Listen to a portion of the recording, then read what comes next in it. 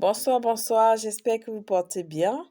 Ce soir, à travers cette vidéo, je m'adresse particulièrement à une catégorie de femmes. Ces femmes qui ont pris la résolution d'être uniquement femmes au foyer et dont sont dépendantes totalement.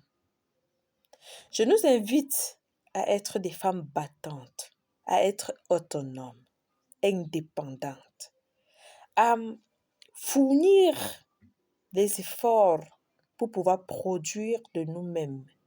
Éviter des thèmes comme consommatrice totale. Évitons qu'on nous qualifie de paresseuse, de ci, de ça. Et parfois, ça nous choque. Alors, même si tu n'as pas un boulot sur la main, je nous conseille de mettre la tomate devant la porte pour vendre. Ça va nous apporter 5 francs. Attendre tout de l'homme, ce n'est pas bien, mes sœurs. Croyez-moi, ce n'est pas bien. Les temps sont de plus en plus difficiles. Du coup, un homme ne peut pas nous mettre à l'aise, ne peut pas tout faire dans une maison. Il fait ce qu'il peut et ça nous énerve. Voilà un couple qui se lève à 5 heures, commence à bagarrer parce que l'homme a remis 5 000 francs de ration et madame juge qu'elle veut faire une nourriture de 6 000. Elle n'a pas 1 000 francs pour compléter. L'homme a donné 5 000.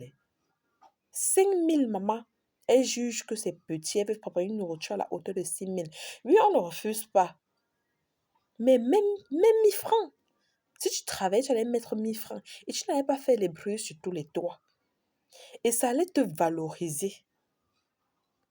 Donc, ne poussons plus les hommes à bout. Ça étouffe.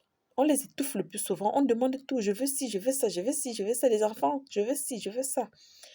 Ne fatiguons plus nos hommes parce que moi qui fais cette vidéo, je n'apprécie pas du tout ça. J'épouse l'idée selon laquelle on doit souvent surprendre nos hommes. Donc, il t'a rationné. Si tu juges que c'est petit, mais complète. Si tu pars au marché, tu trouves une belle paire de chaussures, tu veux t'offrir ça, mais achète. Sans rentrer, dire que ouais, j'ai trouvé une chaussure là qui coûte 10 000, machin, machin. Quand même, il te dit, oui, tu as trouvé une chaussure qui coûte 10 000, je te donne 7 000. Mais complète. Quelle est cette histoire où nous poussons les hommes à aller voler parce qu'ils veulent nous satisfaire? Voilà des hommes qui partent voler pour faire le mariage. Maman, un homme se lève et te dit, j'ai 2 millions pour faire mon mariage. Toi, tu dis que tu as 2 millions, tu veux le mariage à la hauteur de 2 500 000 parce que tu veux le woutilili, woutilili.